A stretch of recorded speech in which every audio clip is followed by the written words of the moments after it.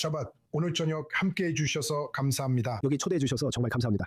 가자지구와 하마스에 대해 여쭤보고 싶은 것이 많지만 지금 미국과 이란 사이에서 진행 중인 협상이라는 말 그대로 뜨거운 이슈부터 시작하지 않을 수 없습니다. 이 지역에서 가장 폭력적이고 냉소적인 테러리스트들과 협상해본 경험 많은 협상가로서 미국이 이란과의 협상을 다루는 방식을 어떻게 보고 계십니까? 트럼프의 모순된 메시지가 미국의 입지에 도움이 된다고 생각하십니까? 해가 된다고 생각하십니까?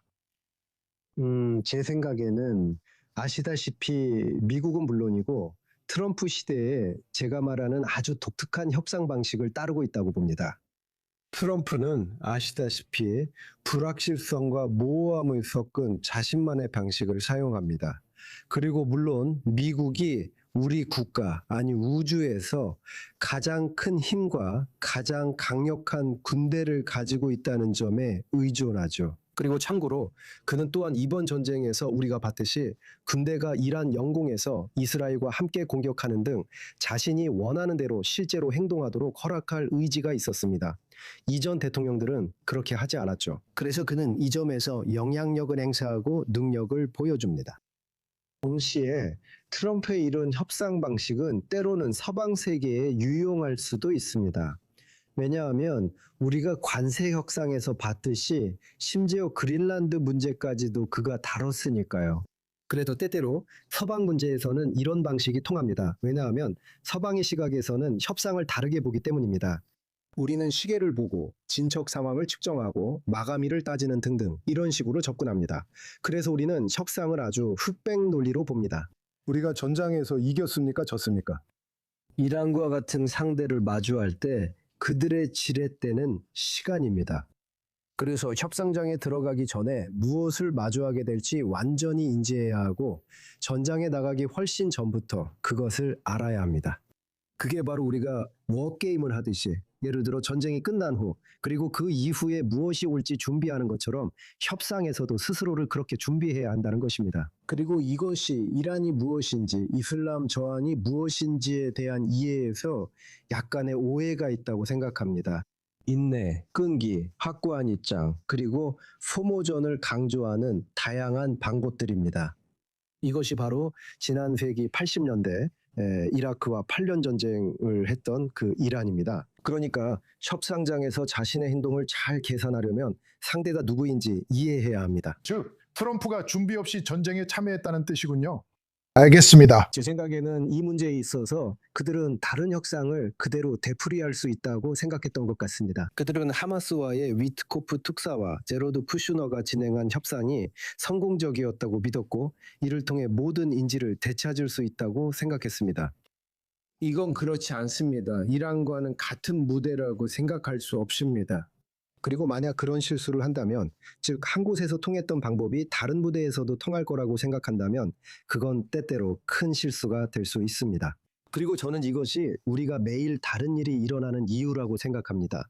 엊그제만 해도 전 세계에 평화가 있었는데 오늘은 어쩌면 3차 세계대전이 일어날 수도 있습니다. 그래서 저는 우리가 이해해야 할 점은 이란이 시간을 벌고 있다는 것입니다. 그들이 이 전쟁에서 살아남아 아직도 버티고 있다는 것, 그리고 실제로 버티고 있다는 것 자체가 일종의 승리입니다. 그래서 이제 이란의 협상 입장으로 넘어가게 되는군요. 이제 보세요. 이란은 핵과 탄도미사일 프로그램을 둘러싼 전쟁에 호르무즈 해협과 같은 외부 이슈를 끌어들이는데 성공했습니다. 혹은 이스라엘이 레바논에서 가한 공격까지도요. 이런 것들이 협상에서 미국에 대한 압박 수단으로 사용되고 있습니다. 이제 저는 트럼프 전 대통령이 첫 임기 때 만든 표현이 떠오를 수밖에 없습니다. 그는 이렇게 말했죠. 이란은 전쟁에서 이긴 적은 없지만 협상에서 진 적도 없다. 그렇다면 지금 우리가 보고 있는 게 바로 그건가요? 이란이 협상 테이블에서 이기고 있는 건가요? 네, 맞아요. 이란이 협상에서 이기고 있습니다. 이 부분을 설명해 드릴게요. 이란은 여러 가지를 현명하게 하고 있습니다. 예를 들어 당신이 언급한 걸프 국가들에 대한 공격은 이란이 그런 행동을 하는 것이 단순한 실수가 아닙니다. 이란이 그 국가들에 들인 노력에는 여러 가지 목표가 있습니다. 첫째로 그 국가들이 미국에 전쟁 중단 압력을 넣게 하려는 겁니다. 둘째로 그들에게 다시 생각하게 하려는 겁니다. 당신들은 미군 자산이 당신들 땅에 있으면 그게 일종의 방패가 되어 해로부터 보호해 줄 거라고 생각했죠. 아니요. 당신들은 외교와 전략에 대해 다시 생각해 봐야 합니다. 왜냐하면 그것이 당신 목에 짐이 될 수도 있기 때문입니다. 그리고 당신은 오만에서 일어난 일에서도 그것을 볼 수 있습니다. 오만은 전쟁 전에 중재자 역할을 했었죠. 그리고 지난 몇 주 동안 오만이 이란과 점점 더 가까워지고 있는 것을 보세요. 오만은 득실을 따지고 있고 이번 전쟁이 끝난 후 자신이 승자가 될 것이라고 생각하고 있습니다. 그리고 마지막으로 제가 말씀드리고 싶은 것은 당신이 레바논을 언급했다는 점입니다. 네, 이건 일종의 아시다시피 진장된 상황이고 새로운 상황입니다. 그들은 모든 대리 세력을 결합해서 만약 당신이 베이루트를 공격하면 이란으로부터 미사일 공격을 받게 될 거라고 보여주고 싶어 합니다. 이전엔 그렇지 않았고 이는 매우 큰 진장 고조입니다. 전쟁을 끝내기 위한 양의 각서에 도달하는 것도 마찬가지입니다. 지금 그 사안이 논의되고 있기 때문입니다.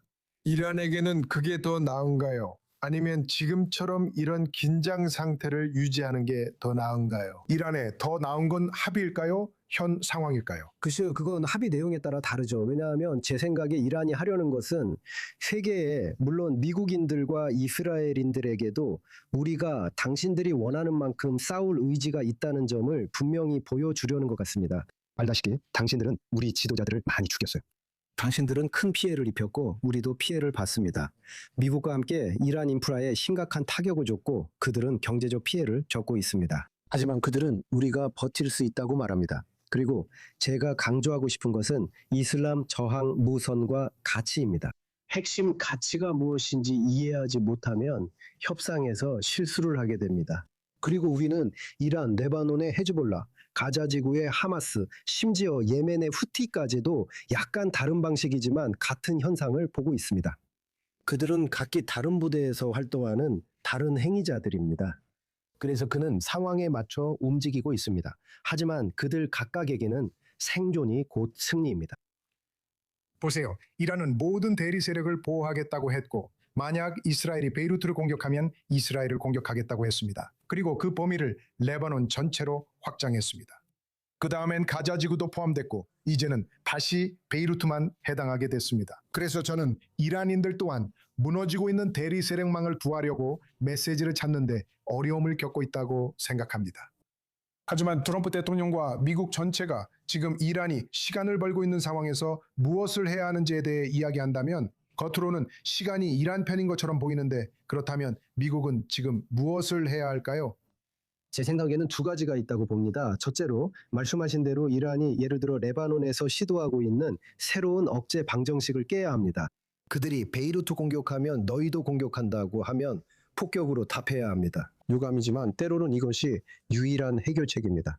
이런 위협에 굴복하지 말고 그들에게 그런 위협이 통하지 않는다는 걸 보여줘야 합니다.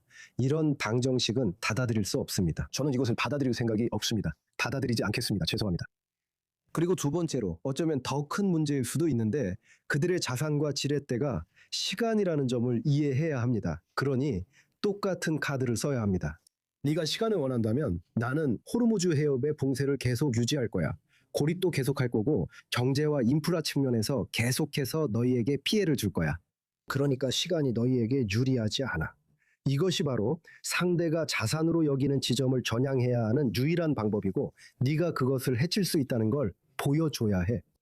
하지만 봐봐. 이란은 이미 이 새로운 방정식을 이스라엘에 강요했어. 예를 들어 내일이나 일주일, 한 달 후에 헤즈볼라가 북부 이스라엘을 공격한다고 해보자. 이스라엘은 이미 너무 멀리 나아가 버렸고 베이루트에 타격을 가해 대응해야 할 거야. 이란은 이스라엘을 공격할 것이고 이스라엘은 이란에 보복할 거야.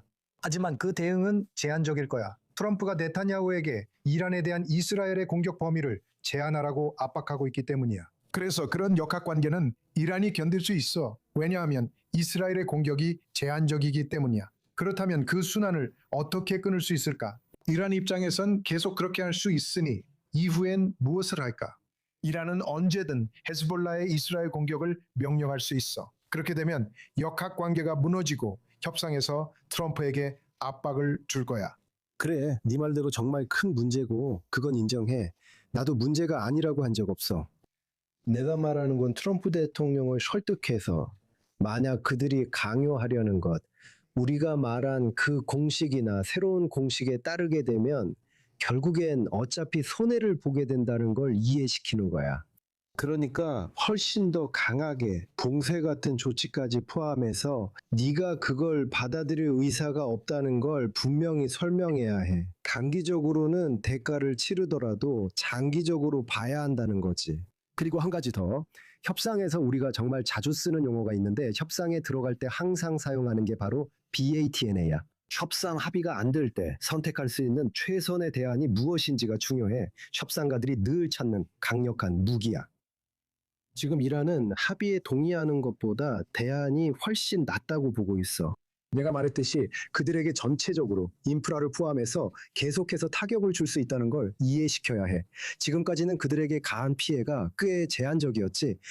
봉쇄, 고립, 경제 제재까지 모두 합쳐서 말이야. 압박이 있더라도 필요하다면 얼마든지 계속 유지할 의지가 있다는 걸 하나의 패키지로 보여줘야 해. 그리고 나는 알다시피 내가 말했듯이 트럼프 대통령이 북내에서 받고 있는 11월 선거, 미국 건국 250주년 같은 압박을 충분히 인식하고 있어. 오늘날의 인플레이션도 그렇지. 오늘날의 인플레이션, 그래, 나도 알아. 여러 가지 변수들이 많은 압박을 주지만 장기적으로 이기고 싶다면 단기적으로는 어느 정도 대가를 치를 각오를 해야 해.